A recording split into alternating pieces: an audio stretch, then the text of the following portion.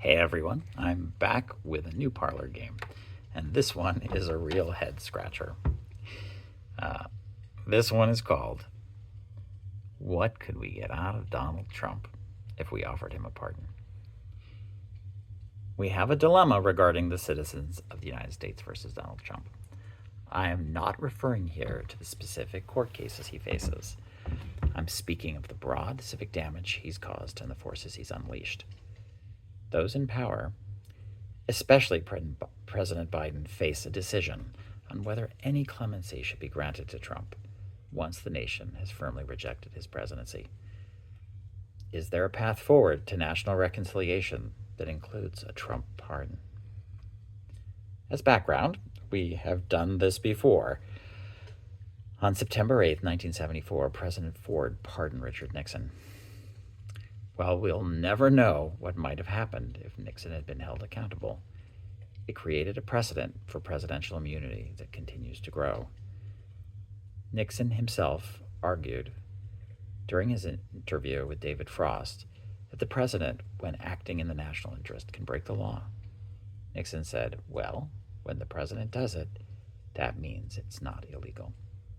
Nixon then qualified this philosophy by discussing examples of clear national interest.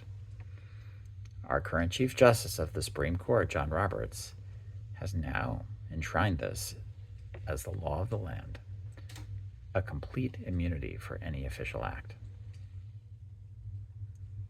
Mr. Trump's desire to avoid jail time creates an opportunity to reverse this miscarriage of law. His belief in his dominance and the blind obedience of the Republican Party could be tested to see exactly what he could accomplish as a quid pro quo.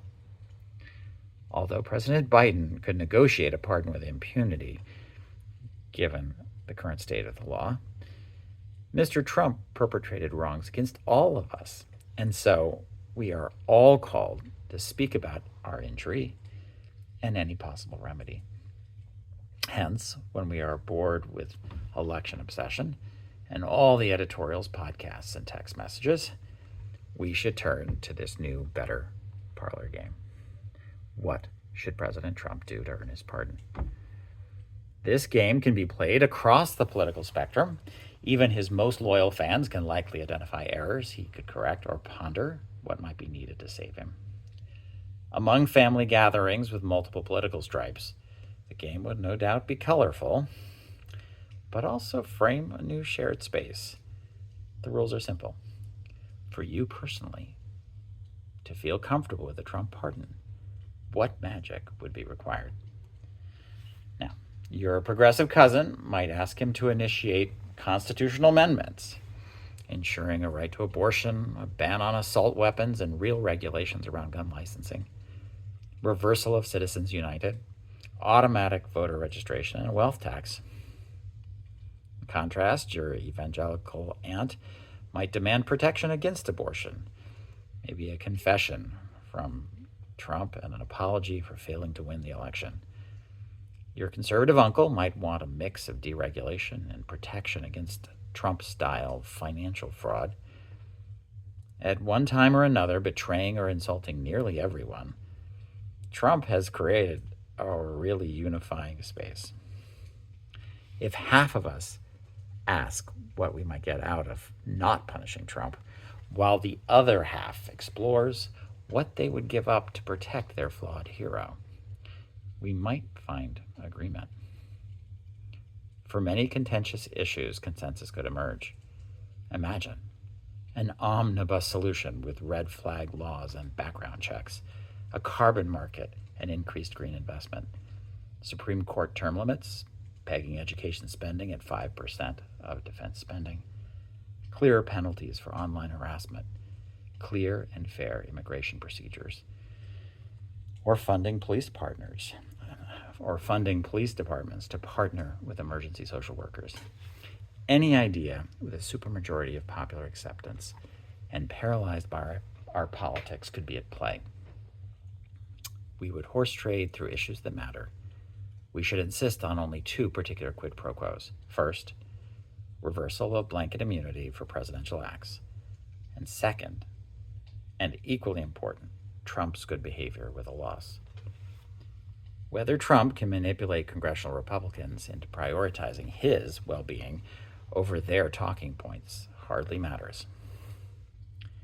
As his candidacy degenerates, Trump will lose the ability to change course from right-wing demagogue to centrist dealmaker. The mere discussion, however, could redirect energy towards consensus and deflate movement to question the election. A national conversation about existing common ground enables real reconciliation. As a Hail Mary, though, we should not ignore the possibility of Trump retaining sufficient loyalty among lame duck Republicans to provide the votes needed to ignite constitutional amendments. Just because congressional Republicans have no interest in committing before the election does not mean that contemplation would not occur. President Biden might lead us there if we want him to. Any of this should help President Harris to move forward on these important issues. Ultimately, we can rely on Trump's signature orienting trait, his self-interest. Once this discussion gains momentum, he will hardly be able to keep himself from trying to make a deal, one that hedges an increasingly likely loss. So where do we start? Simply ask anyone the question, how do you feel about a pardon? How nauseated does it make you feel? Or how exhilarated? What, if anything, would help you feel better about a pardon for Mr. Trump? Let's discuss a lot. Thanks. This is Paul Foster.